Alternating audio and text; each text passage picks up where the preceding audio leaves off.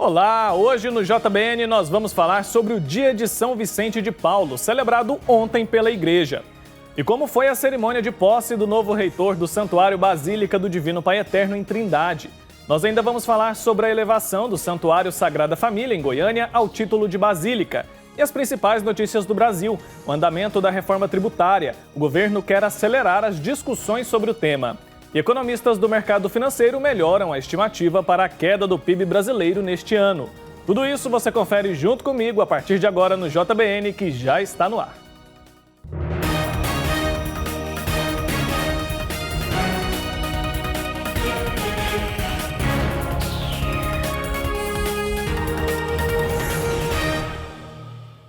Olá, uma boa noite para você que acompanha o JBN de norte a sul do Brasil. Muito obrigado pela sua audiência. Olha só, eu quero começar fazendo um lembrete para quem vai fazer o Exame Nacional do Ensino Médio 2020. Termina na próxima quinta-feira, dia 1º de outubro, o prazo para inserir ou alterar a foto na página do participante. A Daiane Rodrigues tem mais detalhes para a gente. Daiane, nessa edição, o procedimento é obrigatório para todo mundo? Boa noite. Boa noite, é obrigatório sim, Wilker. Nesta edição do Enem, todos os participantes devem anexar a fotografia ao sistema de inscrição. E detalhe, precisam seguir à risca alguns critérios para que a foto seja realmente válida. Então, quem está assistindo, anota aí. A foto deve ser atual, nítida, individual, colorida e com fundo branco. Além disso, deve conter todo o rosto do candidato, que não pode portar adereços, como chapéu e óculos escuros. E quando for enviar pela página do participante, não se esqueça que o arquivo precisa estar nos formatos de JPEG ou PNG e não exceder o tamanho máximo de 2 MB. Qualquer dúvida, melhor dar uma olhadinha no edital. Lembrando que o prazo é até quinta, 1º de outubro. Eu volto com você, Wilker. Isso aí, lembrando que o prazo até o dia 1º de outubro vale tanto para quem quer inserir quanto para quem quer alterar a foto. Muito obrigado, Daiane, pela sua participação. E olha, o mercado financeiro melhorou a estimativa para a queda do Produto Interno Bruto brasileiro neste ano. Os economistas também voltaram a estimar a inflação acima de 2% para 2020, o que não acontecia desde o final de abril. A nova estimativa faz parte do relatório Focus, o boletim de mercado divulgado hoje pelo Banco Central. Os dados foram levantados na semana passada em pesquisa com mais de 100 instituições financeiras. O PIB é a soma de todos os bens e serviços produzidos no país e serve para medir a evolução da economia. Para 2020, a previsão de retração da economia passou de 5,05% para 5,04% na terceira semana seguida de melhora. E para 2021, o mercado continuou projetando uma alta de 3,5%. A pandemia do novo coronavírus tem derrubado a economia mundial. Os principais indicadores apontam que o mundo caminha rumo a um período de recessão. Mas nos últimos meses, os números têm mostrado uma retomada da economia, pelo menos aqui no país. Agora nós vamos conferir o nosso comentário desta segunda. O especialista em agronegócio Antônio Pereira fala sobre a preservação do meio ambiente. Veja. No programa de hoje, eu vou falar sobre meio ambiente. De maneira geral, a população, empresários, não esquentam muito assim com o tal do meio ambiente. Sabe por quê? Porque quando você chega na sua casa, de maneira geral, se abre a torneira, tem água limpinha. Você vai a um supermercado, você encontra uma caixinha de leite, enfim, tudo que você precisa, a bolacha está dentro do saquinho, está tudo pronto. Então ninguém esquenta a cabeça, parece que tudo acontece ou aparece na nossa vida porque alguém chegou, bateu uma varinha mágica lá e está tudo criado, tudo ótimo. Só que a coisa não é bem desse jeito. E nós já estamos sentindo na pele os efeitos dessa devastação que está acontecendo no planeta. E a natureza, ela não para, ela não freia, ela não espera você, ela atua. E qual é a forma da natureza se defender? Excesso de calor, excesso de chuva, vendavais que destroem tudo. Enfim, ela se mostra agressiva porque estão agredindo a natureza. Agora aí você deve estar perguntando o seguinte, mas é fácil você estar falando aí porque você não é empresário, você não é industrial, mas eu sou produtor rural. E eu tenho certeza absoluta daquilo que eu estou falando. E um dos exemplos está aqui no nosso país. Só para você ter uma ideia, hoje o Brasil é um dos países que mais produz alimento no planeta. E só para você ter uma ideia, de tudo aquilo que o Brasil produz, nós, brasileiros produtores rurais, ocupamos apenas quase 9% da área brasileira. 9% da área brasileira. Nós não chegamos nem a 10% para produzir a quantidade de alimentos que nós estamos produzindo. Nós já destruímos muito em épocas passadas. A gente destruiu porque não tínhamos noção. Naquela época ninguém tinha, há 40, 50 anos atrás. Naquela época o negócio era destruir a mata, pôr fogo e começar a plantar. Era assim que a gente plantava. Hoje a coisa mudou. De 10 produtores brasileiros, 9 têm consciência daquilo que está fazendo. E pode ter certeza de uma coisa que eu vou dizer. O que menos polui, pelo menos aqui no Brasil, é o produtor rural. Pode ter certeza absoluta disso. As cidades poluem muito mais do que nós. Muito obrigado e até o próximo programa. Muito obrigado, Antônio Pereira, pelo comentário de hoje. Acompanhado de diversos ministros, o presidente Jair Bolsonaro se reuniu hoje no Palácio da Alvorada com líderes aliados no Congresso Nacional para falar sobre a segunda etapa da proposta da reforma tributária. Integrantes do governo trabalham para enviar o texto ao Congresso até no máximo amanhã. A versão final da proposta foi fechada neste fim de semana e inclui a criação de um imposto digital. O novo tributo, que se assemelha à antiga CPMF, será proposto como forma de viabilizar a desoneração da folha de pagamentos. As mudanças incluem ainda alterações no programa Renda Cidadã. E agora eu vou mudar de assunto porque eu quero falar sobre o dia de São Vicente de Paulo, celebrado ontem pela igreja. Padroeiro das obras de caridade, ele deixou um legado seguido até hoje. Acompanhe na reportagem. Ensina-nos a amar, Vicente de Paulo, ao pobre nosso irmão, como amaste tu. A canção é entoada pelas irmãs da Companhia das Filhas da Caridade de São Vicente de Paulo, também conhecidas como Servas dos Pobres. A homenagem é para lembrar que em 27 de setembro, a Igreja Católica celebra em todo o mundo o Dia do Padroeiro de todas as obras de caridade, como foi declarado pelo Papa Leão XIII. E foi uma pessoa que foi para estudar, mas procurando a promoção pessoal. Só que, com vários acontecimentos, depois já de sacerdote, que ele foi ordenado sacerdote com 19 anos, né? E alguns acontecimentos que foram para ele, assim, que fez mudar a vida dele. Entre estes acontecimentos, o primeiro, ele foi chamado para atender uma confissão a um senhor de uma comunidade rural. E lá, ele vendo a miséria, aquele pobre falou para ele: se o senhor não tivesse vindo aqui, eu estava condenado. Então ele viu ali o desprezo que vivia o povo das comunidades rurais e a partir dali ele já fundou a Congregação da Missão, que são os padres, são chamados hoje lazaristas, né? O padre, que viveu para servir aos mais pobres, fundou ainda muitas obras sociais e de fé. Hoje, a Companhia das Filhas da Caridade de São Vicente de Paulo tem mais de 13 mil irmãs que atuam em 95 países, distribuídas em 5 continentes. Só aqui no Brasil são 1.076 irmãs em 168 comunidades que trabalham para servir ao próximo. A nossa congregação está presente aqui na região centro-oeste, né? E abrangendo Tocantins, Goiânia, Distrito Federal, e a nossa sede é em Minas, Belo Horizonte. E abrange também toda a região de Minas Gerais, né? As atividades são diversas, né? Na área da educação social, comunidades inseridas em meio popular, idosos, né? Então o leque é muito grande, depende de cada realidade onde as irmãs estão inseridas nessas regiões, né? E é na Bíblia que encontramos fundamentos da missão de São Vicente de Paulo.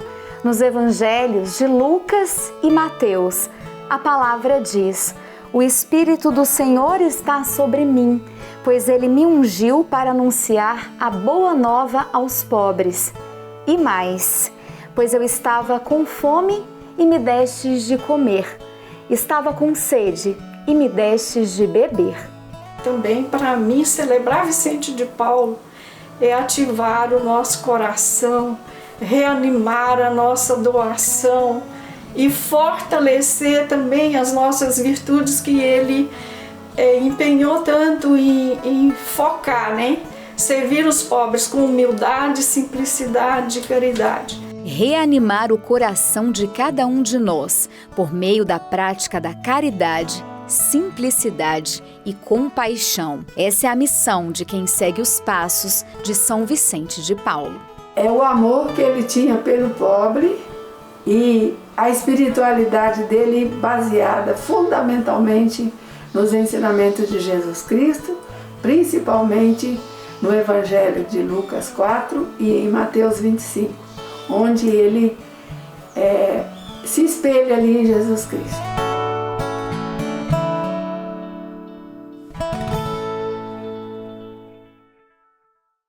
São Vicente de Paulo é um belo exemplo a ser seguido, com certeza. Foi corajoso e se dedicou completamente a servir aos mais pobres, né? E é um trabalho que contagia tanto, que a gente viu aí na reportagem que a Companhia das Filhas da Caridade de São Vicente de Paulo está presente em todos os continentes do mundo, ajudando muita gente.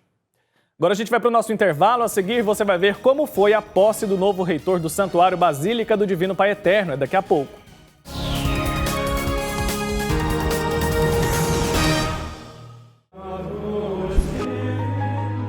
E tudo que pedirem com fé na oração, vós o recebereis. Pai nosso que estais nos céus, santificado seja o vosso nome. Venha a nós o vosso reino. Ave Maria, cheia de graça, o Senhor é convosco. Creio em Deus Pai Todo-Poderoso, Criador do céu e da terra, e em Jesus Cristo, seu único Filho, nosso Senhor, que foi concebido pelo poder do Espírito Santo, nasceu da Virgem Maria. Creia no poder da oração. Creia no poder do Divino Pai Eterno.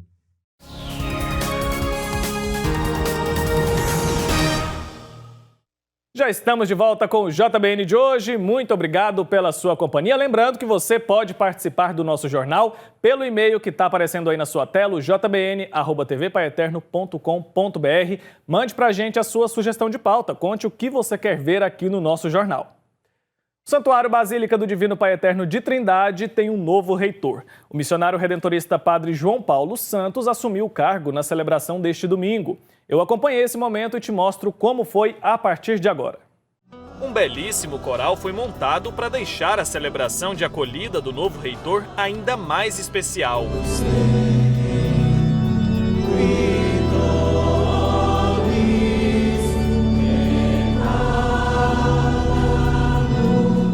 A Santa Missa, presidida pelo bispo auxiliar da Arquidiocese de Goiânia, Dom Levi Bonato, contou com a presença de vários religiosos.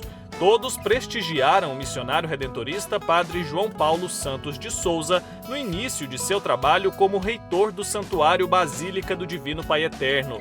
A nova missão é desafiadora, mas foi recebida pelo missionário redentorista com muita alegria e com grandes expectativas. A expectativa é que a gente consiga levar adiante um legado que os missionários redentoristas há mais de 125 anos têm realizado aqui, neste lugar. Não é uma missão simples, por isso às vezes gera até mesmo insegurança, mas ao mesmo tempo causa-nos alegria e esperança de fazer com que a mensagem do Evangelho aqui do Santuário do Pai Eterno alcance o coração de tantos filhos e filhas seus. Nascido em família católica, Padre João Paulo sempre sentiu uma vontade muito grande de dedicar completamente sua vida a Deus. Seguindo esse desejo, colocado pelo Pai em seu coração, foi ordenado em 2009. Agora, 11 anos depois, ainda movido pelo sentimento de amor, gratidão e obediência a Deus, ele assume mais essa missão. Dado a responsabilidade, a gente às vezes sente até inseguro, mas serve-nos também para tomar consciência de que a missão é de Deus e que a gente não pode confiar simplesmente nas nossas próprias forças. Aí entra o dado da fé e da esperança, que é uma dimensão teológica, que nos encoraja a assumir com alegria e com entusiasmo esta missão. A nomeação foi feita pelo Superior Provincial dos Redentoristas de Goiás, Padre André Ricardo de Melo. Nossa expectativa é que ele venha trazendo esperança, trazendo paz, trazendo continuidade dessa missão que deve se prolongar ad eterno, a missão do Pai Eterno. O rito de posse é marcado por vários momentos especiais. Depois da profissão de fé em frente ao bispo, realizada logo no início da celebração, foi feita a entrega do livro do Evangelho ao novo reitor, reforçando o compromisso que ele tem de proclamar a palavra de Jesus Cristo diariamente.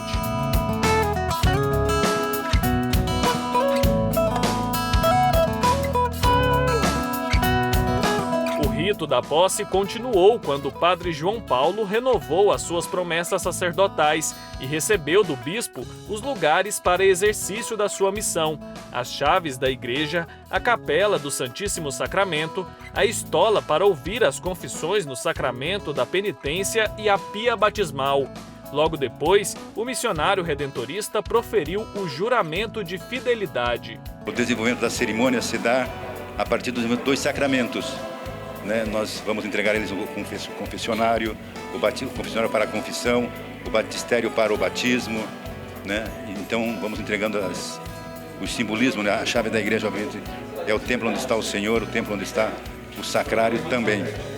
Então isso sempre foi feito assim na igreja, para que as pessoas também saibam quem é o reitor, quem é o pároco, e que então as pessoas se dirijam a ele, no caso de dar uma sugestão, no caso de fazerem com que a pessoa, o pároco ou o reitor queira também ser ajudado com sugestões para melhorar o atendimento da sua igreja. Ser o reitor de uma basílica, centro de uma devoção tão grande e importante, como é o caso aqui de Trindade, implica em vários desafios. Afinal, essa é a casa do Divino Pai Eterno, onde os devotos buscam uma oportunidade de se encontrar de uma forma mais íntima com Deus. E tudo tem que estar sempre pronto para acolher os fiéis da melhor maneira possível. E é o reitor um dos grandes responsáveis por garantir isso.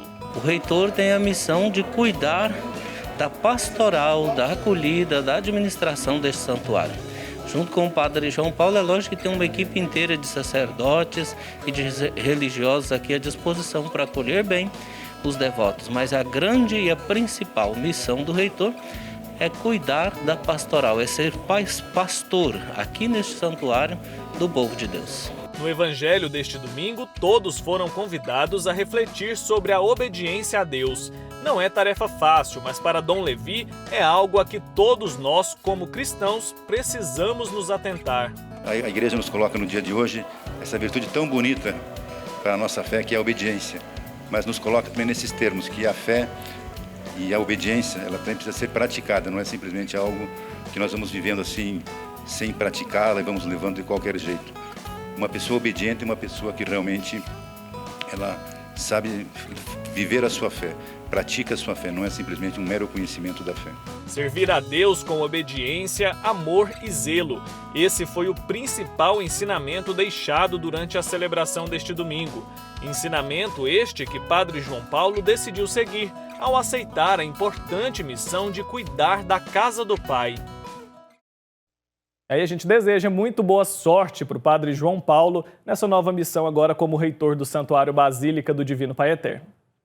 O Santuário Sagrada Família de Goiânia será elevado à Basílica amanhã. Mas você sabe por que uma igreja se torna basílica? A Daiane Rodrigues explica para a gente na reportagem. Confira. Um templo religioso recebe o título de basílica devido à importância espiritual e histórica. Quem concede é o Papa, ou a Congregação para o Culto Divino e a Disciplina dos Sacramentos. Geralmente são santuários e catedrais, que recebem um grande número de fiéis e guardam tesouros sagrados. Em Goiânia, Goiás, mais um santuário vai receber o título de basílica, o Santuário Sagrada Família. Uma igreja se torna basílica por essa igreja ela ter um grande reconhecimento local. Um lugar de peregrinação, um lugar de atração, um lugar onde a igreja se torna viva e a igreja se torna esse lado aberto pastoralmente e socialmente, que é o caso do nosso Santuário Sagrada Família. Lembrando também que a Basílica é um lugar de depósito de relíquias, onde nós podemos, nessa maior intimidade com a sé de Roma, termos esse olhar voltado para os santos, para o tesouro e o depósito da nossa fé. Como sinais visíveis desse título, as basílicas recebem as insígnias papais. A principal é a umbela, obrigatoriamente usado. É uma espécie de guarda-sol, sempre semifechado, que alterna listas em ouro e vermelho, as tradicionais cores do pontificado. Tem ainda o tintinábulo, estandarte com um pequeno sino, que na Idade Média tinha função de anunciar ao povo de Roma a proximidade do Papa durante as procissões. E claro, o brasão do Papado e do Vaticano, com as chaves do céu cruzadas, chamado de Chaves de Pedro. A prata simboliza o poder de desligar a terra ao céu, e a ouro, o poder de ligar a terra ao céu. A Igreja Católica classifica as basílicas em 2 grupos, as maiores e as menores. No mundo, há apenas 6 basílicas maiores, 4 em Roma e 2 em Assis, na Itália. São elas a Basílica de São Pedro, de Santa Maria Maior, de São João de Latrão, de São Paulo fora dos muros, a Basílica de São Francisco de Assis e a Basílica de Santa Maria dos Anjos. Já as basílicas menores são cerca de 1.500 em todo o mundo. No Brasil, cerca de 70 basílicas. Em Goiás, agora são 3. E nós estamos em uma delas, a Basílica de Nossa Senhora do Perpétuo Socorro, em Goiânia. Aqui no Santuário Sagrada Família, todos se preparam com entusiasmo e muita gratidão ao reconhecimento. Para nós é realmente um sentimento de muita gratidão a Deus, um reconhecimento da igreja por tudo que os padres desse santuário fazem, por tudo que os leigos deste santuário fazem, todas as pastorais e todos os movimentos. Essa igreja que não fecha, essas 24 horas, essa igreja aberta, essa igreja de oração. Olha aí para vocês verem, esse momento nós estamos aqui gravando, quantas pessoas estão diante do Santíssimo Sacramento. Quer seja aqui dentro do santuário, quer seja na Capela de Adoração Perpétua, quer seja também por meio dos nossos canais, das nossas redes sociais, na nossa sala virtual de adoração. Então é uma gratidão a Deus que não temos como expressar. Não é o título, mas sim o reconhecimento da igreja por todo esse trabalho prestado por essa comunidade tão bonita. E tudo teve que se adequar para esse dia que será memorável. No dia 2 de fevereiro, na festa da apresentação do Senhor, por ocasião da visita de Limna que os nossos bispos tiveram junto à sé de Pedro, de 5 a 11 de fevereiro deste ano de 2020, então ali o cardeal apresentou ao nosso arcebispo, Dom Washington, o decreto de elevação, dando o título ao Santuário Arquidiocesano Sagrada Família, da Família de Adoração Perpétua, como Basílica Menor. No sentido da fé católica, as basílicas são templos cuja riqueza espiritual é imensurável. A concessão desse título permite ainda conceder a indulgência plenária aos fiéis, em datas específicas para cada basílica. Por isso, inúmeras demonstrações de fé são vivenciadas pelos devotos de todo o mundo, ao frequentar alguma das milhares espalhadas pelo mundo.